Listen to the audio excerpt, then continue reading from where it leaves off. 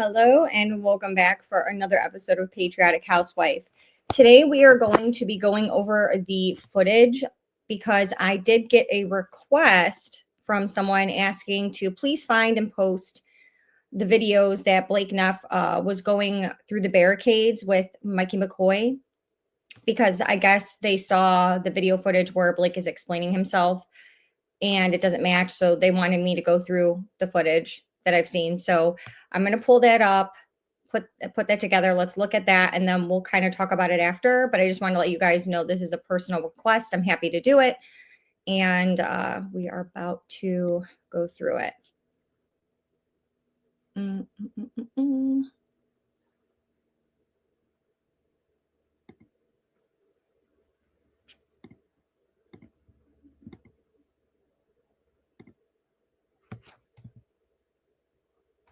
Okay, here's our first clip. So we're just going to add this to the stage. So this is the first clip that Candace Owens shared about this. So we're going to play that one first. Thank you guys in the chat for correcting me. I think I said UVU Medical. I meant to say Utah Valley Hospital. UVU is obviously on my mind because it is the university. It is Utah Valley Hospital is where that file was. And that person and some people that I confirmed with said that their two systems don't speak together. So, but there could be another logical explanation. Maybe someone called ahead and then they made a decision because of traffic to go somewhere else. But I would like to get to the bottom of that. Okay, let's jump in here to tpusa's response to the Mikey McCoy. Actually, it wasn't really a response because, to be fair, they did their episode before my episode went out. Charlie Kirk's show is before my show is. But it was their response to the Mikey McCoy video going viral. So not a response to me, but rather a response to the people who had pulled this out, who had discovered this over the weekend. So like James Lee, Ian Carroll, Sam Parker. And here is what Andrew Colvett had to say. He's going to tell us that Mikey was told to do this in the event of this type of an emergency by, you guessed it, Charlie Kirk. Take a listen. Here's the last thing I want to make a point of. And Charlie, because Charlie had given me similar instructions along the years, said if anything ever happens to me, you call Erica. Yeah, that's the other thing. And he drilled that into Mikey's brain so that when this moment of trauma happened, that he turned around and he knew he had to do it. And by the way, I just last thing, because this is part of the video allegations here, is that they think they're alleging that he was on the phone immediately. He was not. He was taking social videos, which he would send to our group chat, which we would then put on Charlie's social while the event was happening, so you could see like the crowd come in or his interactions. And we were only 2 questions into this event, so he was still getting it out to all the chats he needed to do, which he did at every event. He turns around, and it was so blaringly loud, I'm told. You would know this better than I, but this is what I'm told. It was so blaringly loud, and he was so shell-shocked. He put his fingers in his ear, but his phone was still in his hand. He walks away, and he's... not even walk. Yeah, I want to, because people are talking about that. The way it was is we had a cordoned off area with grates, so you had controlled access. All the people, when this happens, they all get the idea we should leave before we are shot. And so there's a little narrow gap that I think people, it's not really walking, it's that everyone has to slow up to get through this little narrow choke point to get out of the area. Do not pay your car insurance bill. Guys, I repeat, hold on. do not. I am going to get the no ads because it's annoying. Where they say that, so basically he was on the phone, he was holding his ears, okay? And then once he got out into the distance beyond the car that Charlie would be carried into is when he called Erica first and then his father. That's what they tell us. Now, in regards to him saying that Mikey was taking social videos, I can tell you it tracks that Mikey would be taking videos behind, like, when Charlie first comes out of the event, he's throwing hats. That tracks. That absolutely is a thing at Turning Point USA. You follow the person and is going to be in a place where you can see both Charlie and the person asking the question. The best place to stand if you're going to get the best place to stand if you're going to get a video of Charlie. Okay, Mikey is not standing to the side of Charlie; he is behind. Right here, over here. And so, if you're saying what earlier, we're supposed to see him. The best place to stand if you're going to get a video of Charlie asking a question is going to be in a place where you can see both Charlie and the person asking the question, and that's just not where he's standing. So that excuse doesn't make sense to me. Now, maybe he's saying he was and Mikey was there when he was throwing hats out, and he was there trying to send videos thereafter once things got started. That's all possible. I don't know. Regarding him putting his hands up to his ear, it does sound completely plausible to me that if you first hear a gunshot, you're going to naturally do this, right? That kind of makes sense. You're going to go, what was that maybe? And then I think typically you'd get down. And the issue that I have is I never see him take that phone down. Maybe he does, right? Maybe he does. We don't know for a fact. And so we should be clear that it doesn't look to me like he's just covering his ears there, but maybe he is. What I will say is that it would be unlikely that you would keep holding your ears until you get all the way out, and that you wouldn't duck down. And regarding, Charlie always told us to call Erica if anything happened. The truth, people are uncomfortable. It's going to get even more interesting, though, because Alex Marlowe, who runs Breitbart News, was their guest for the day. The reason I'm going to show the rest of this is I want you to listen to what Blake Neff says, because I don't know how many people heard this interview on the show. And he then kind of shifts gears and pretends like we're all drug addicts, right? We're just high on conspiracy theory. Take a listen. There's a suggestion online that Mikey, Charlie's chief of staff, one of the most sincere people you'd ever meet, brilliant, Christian, kind, everyone he ever met in his entire life, couldn't hurt a fly, was part of a conspiracy to murder Charlie. That's what's going on. Yeah. It's vile. It's utterly vile. Who would do this? Like, what type of individual? Just to create content, do we think, or is there some? What's the ulterior? I don't know. I think a lot of this mindset just sort of fuels itself. It's sort of addictive in the same way a lot of social media stuff is addictive, or in the way like honestly something like pornography is addictive or something. Like they get really they almost get a high off of like the idea of like that they're doing something that's daring or out there. So that right there is a psychological operation. And because we're reading about Sigmund Freud, they diagnose you. When they don't want you to look into something, they diagnose you. So right there, he's going, oh my, are they just doing this to create content? Are these people akin to drug addicts? They're just high on the... Okay, so I just wanted to let you hear that if you did not hear that portion. The next video where we're going to see footage, and I think it's a different angle, is Baron Coleman posted this video.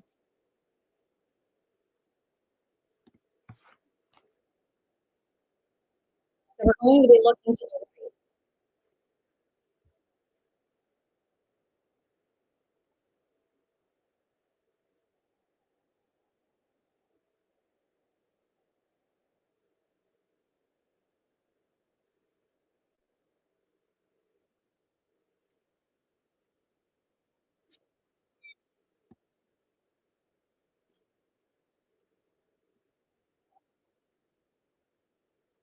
Oh, hold on, guys. I didn't share the screen with this one. Hold on one second. Sorry. Let me grab this one. But either way, you're going to be looking to the right, same as we were in Candace's video.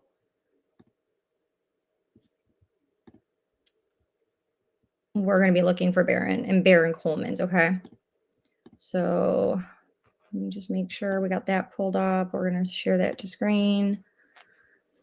And I'll make this bigger. I've looked at everything. I've looked at Instagram. I've looked at TikTok. Like I said, right I've looked at where we know I've looked at Facebook. and Mikey were standing next. People still use Okay. that. I don't see any evidence that in the 10 minutes leading up to Charlie Kirk's assassination, anything was being posted by anyone. And if so, does the chief of staff do that?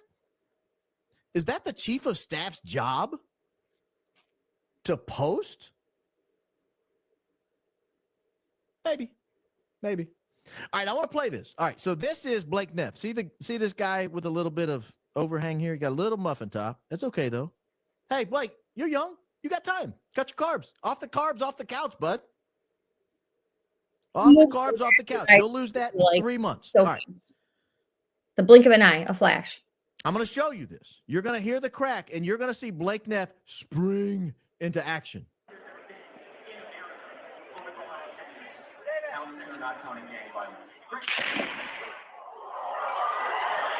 Look behind the tent. Boom! Did you see that bolt of lightning? Did you see the bolt of lightning? That was Blake Neff. I'll play it again. So when this happens, you need to be watching, because when he takes off, you got to start looking to the left of the screen. And you're going to see Blake Neff is not walking. He is running. He may slow down for a second as he's going through that narrow opening of the barricade. But for him to say people were walking because there were so many people and you need to fit through this narrow space, not really. I mean, it was a blatant lie. Here we go. Might not have seen it, guys. It was that fast.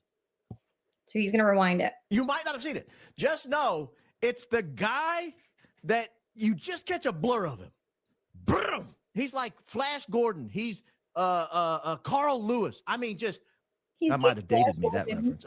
What's the guy's name that from Jamaica?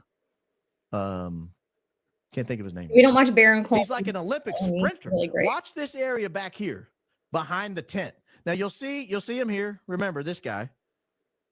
And you'll see him look left, look right, like he's juking out a Usain Bolt. That's it. You juking out a linebacker.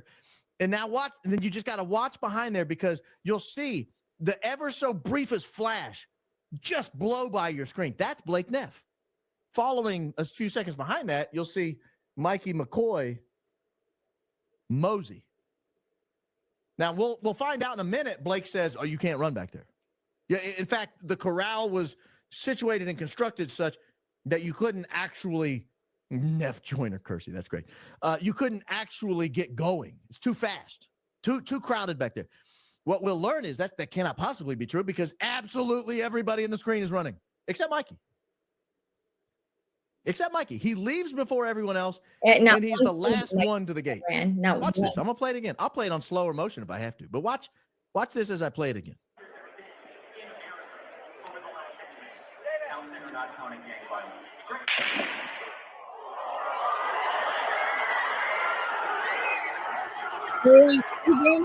Guys, he even did like a juke step. Watch this. I'm going to show you this. He even had to like hit her with the jab step, like a linebacker was coming, and he had to hit her with the jab step and cross her up. I heard Ian Carroll say that Frank Turek is the only person in the screen that acted like a normal person. I would add that Blake Neff probably acted like a normal person. Frank Turek hits the deck. He scrambles around. He's looking around. He eventually ends up running off with everybody else. That's normal life, baby. That's normal life. But I want you to watch this. I'll slow it down. Well, after you see who it is, I'll play it back at real speed. But I'm going to do it at half speed here. There goes Blake Neff. Did you see it? Did you see the jab step? Maybe I'll go to quarter speed. It's that fast. We got to go down to quarter speed. Dude, I'm telling you, he was that fleet of foot. He was cat-like in his reactions. He was like a cheetah. Watch this. Watch it again. Quarter speed. Boom. Hit it with the jab step, Blake. There we go. And off he goes. It's not crowded back there. Now let's compare his trying to fit out that quarter speed to Mikey McCoy. There goes Mikey. Look at literally everyone else on the screen is in a dead sprint. Some of them are running left. Some of them are running right. Everybody's running every which way. I need to turn that volume off because it's deafening me. Everyone's running every which way, but everyone's in a dead sprint. Everyone. So now now that you saw them and you know where they were, I'm going to play it back at full speed, and you can watch Blake Neff hit mock speed back there. And then I'm going to play what he said about how you can't go fast back there. Perfect. All right. So here we go.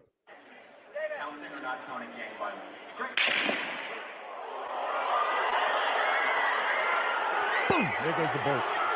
Wow. There goes Michael.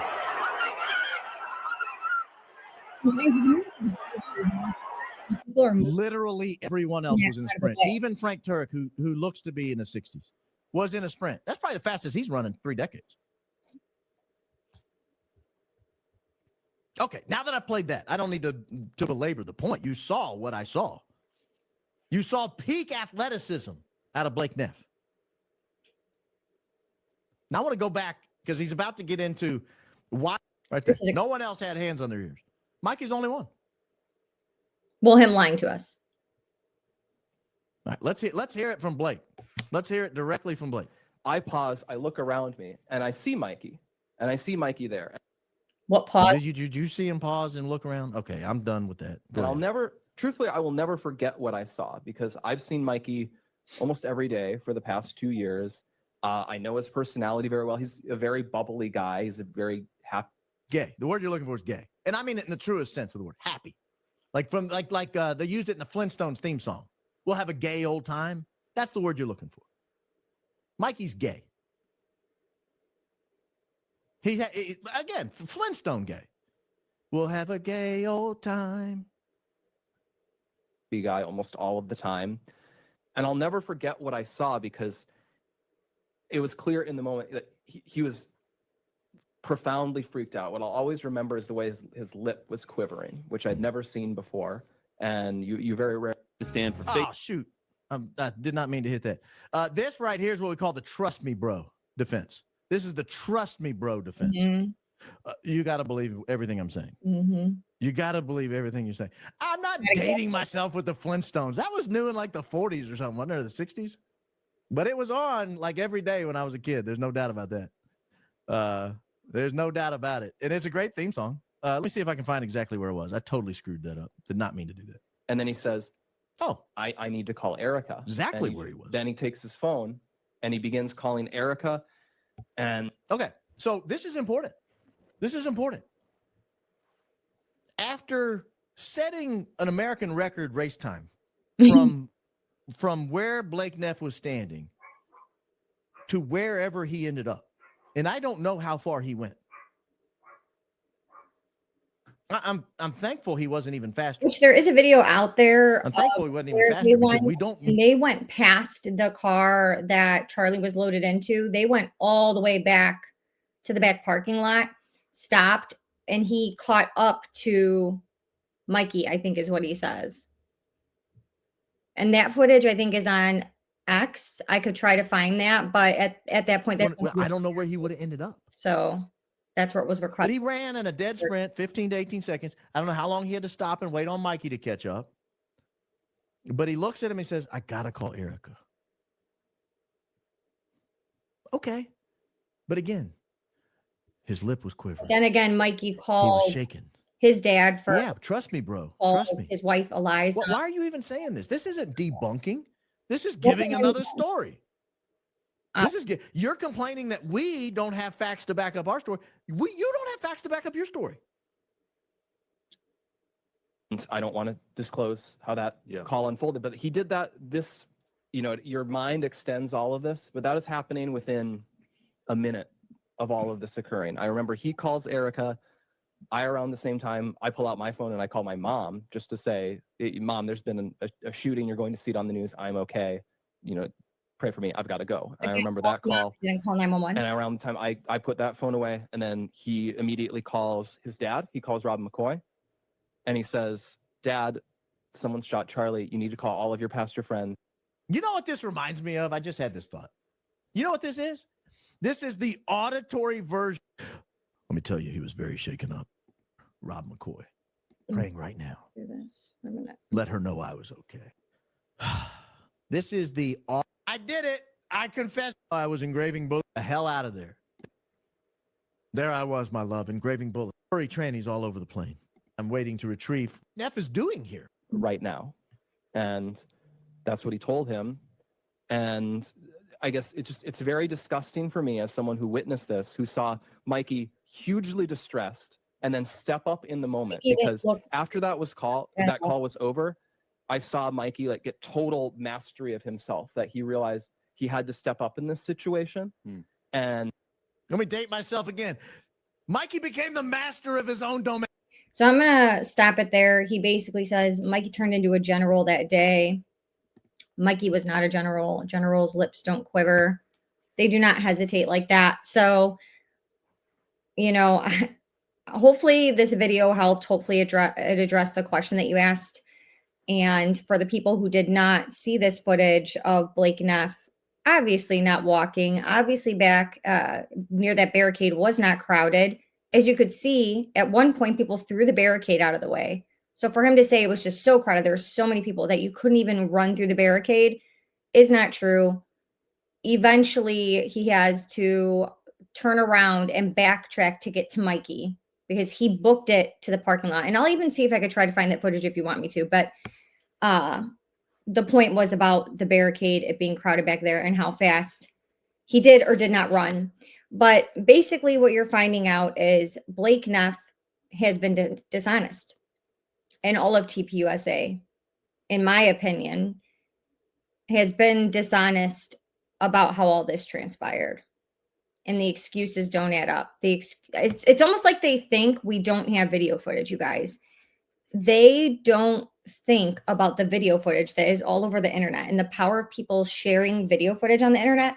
Everyone's already seen what truly happened that day.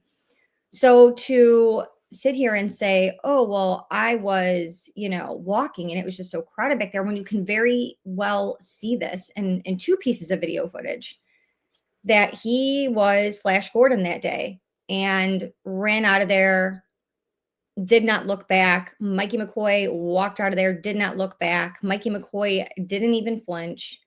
He's probably really not covering his ears. The whole thing is just really weird. Let me know what you guys think in the comments. If you guys ever want me to do any kind of content, just let me know. And I will always try to put something together. So this was put together because I was asked to do it. Be sure to like and share the video. Subscribe to the channel. It is free. I appreciate all your support, and I will see you all in the next one.